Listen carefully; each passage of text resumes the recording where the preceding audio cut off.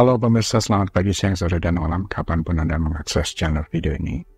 Saya Divi dari channel Sukses Autopilot, seorang intuitive advisor, analis energi dan vibrasi, membahas seputar Law of Attraction Indonesia melalui pendekatan metafisika dan hukum spiritual alam semesta.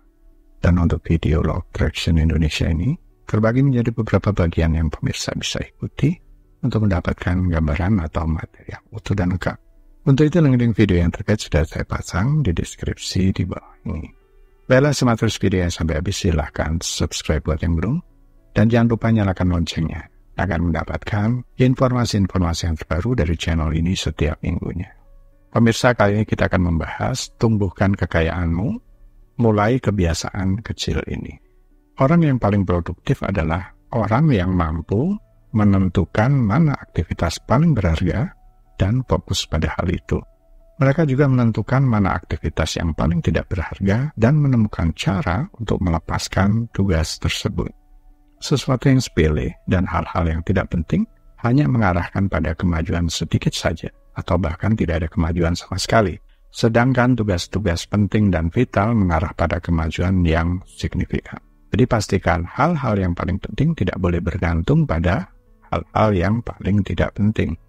Jika Anda memiliki terlalu banyak hal yang harus dilakukan setiap minggu, dan Anda akan terlalu sibuk mengatur semua yang datang pada Anda, jadi luangkan waktu untuk mengevaluasi apa yang penting, apa yang mendesak, apa yang dapat Anda delegasikan, dan segala sesuatu yang menyia-nyiakan aset terpenting Anda. Ketika Anda memaksakan diri untuk fokus pada tugas-tugas penting yang memiliki tingkat pengembalian, return of investment yang besar, Anda akan menjadi lebih produktif, mencapai lebih banyak, dan bisa menyederhanakan hidup Anda dalam prosesnya.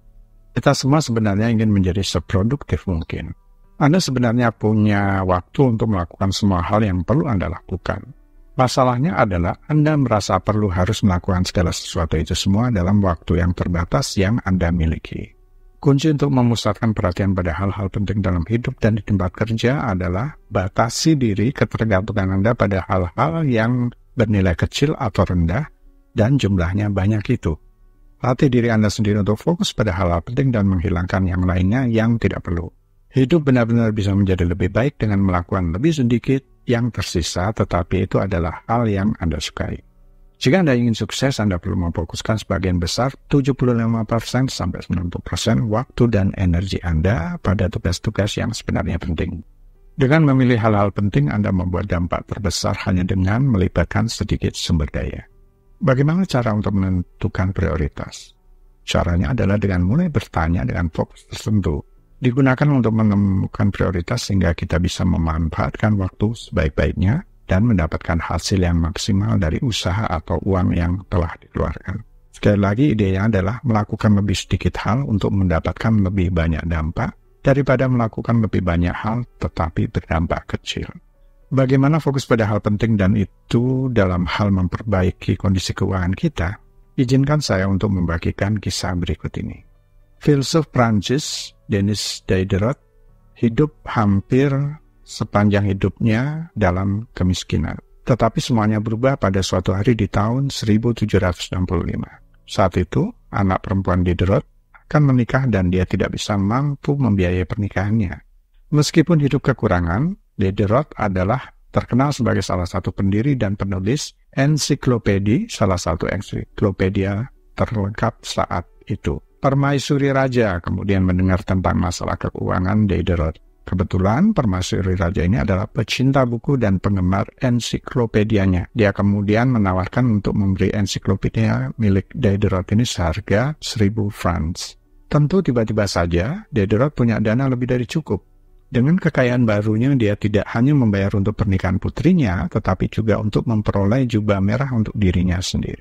Jubah merah tua milik Diderot itu sangat indah, sangat cantik sebenarnya. Kemudian Diderot segera merasakan dorongan untuk meningkatkan harta miliknya. Dia mulai mendekorasi rumahnya dengan patung mahal, beli cermin untuk diletakkan di atas perapian, dan meja dapur yang lebih baik. Ini seperti efek kartu domino yang jatuh. Satu pembelian mengarah ke pembelian berikutnya.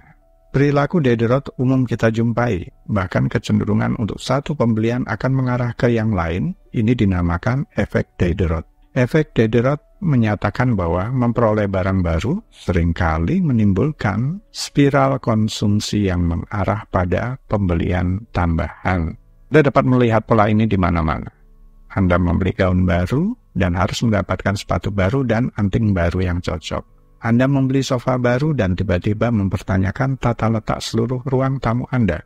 Anda membeli mainan baru untuk anak dan segera menemukan diri Anda membeli semua aksesoris mainan. Ini adalah reaksi berantai dari pembelian. Banyak perilaku manusia mengikuti siklus ini. Anda sering memutuskan apa yang harus dilakukan selanjutnya berdasarkan apa yang baru saja selesai Anda lakukan. Pergi ke kamar mandi, mengarah ke mencuci dan mengeringkan tangan Anda, yang mengingatkan Anda bahwa Anda perlu memasukkan handuk kotor ke dalam cucian, jadi Anda akan menambahkan deterjen cucian ke daftar belanja dan sebagainya. Tidak ada perilaku terjadi dan berdiri sendiri. Setiap tindakan menjadi isyarat yang memicu perilaku selanjutnya. Mengapa hal ini penting? Untuk membangun kebiasaan baru, Anda dapat menggunakan kaitan perilaku untuk keuntungan Anda. Salah satu cara terbaik untuk membangun kebiasaan baru adalah mengenali kebiasaan saat ini yang sudah Anda lakukan setiap hari, dan kemudian menyusun perilaku baru Anda di atasnya. Ini disebut sebagai menumpuk kebiasaan. Penumpukan kebiasaan adalah bentuk khusus dari pelaksanaan niat. Daripada memasang kebiasaan baru Anda dalam waktu tertentu, lebih baik Anda membuatnya di atas kebiasaan saat ini. Metode ini yang diciptakan oleh Brian Jeffrey Fogg, seorang ilmuwan bidang sosial sebagai bagian dari program Tiny Habits-nya. Dapat diterapkan untuk hampir semua kebiasaan. Formulanya adalah, setelah melakukan kebiasaan saat ini, saya akan melakukan kebiasaan. Contoh, meditasi. Setelah saya membuat secangkir kopi setiap pagi, saya akan bermeditasi selama 1 menit. Rasa syukur. Setelah saya duduk makan malam, saya akan mengatakan satu hal yang bisa disyukuri yang terjadi hari ini. Keuangan.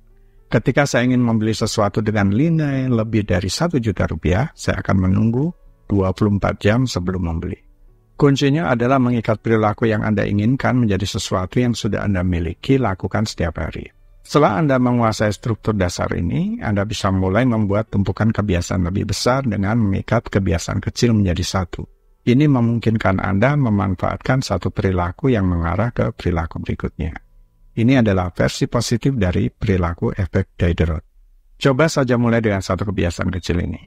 Keuangan. Ketika Anda ingin membeli sesuatu dengan nilai lebih dari 1 juta rupiah, Anda akan menunggu 24 jam sebelum membeli. Nilai uang di sini bisa disesuaikan dengan kondisi Anda dalam hal mengendalikan keinginan untuk membeli atau berbelanja sehingga uangnya bisa dialokasikan untuk ditabung dan investasi.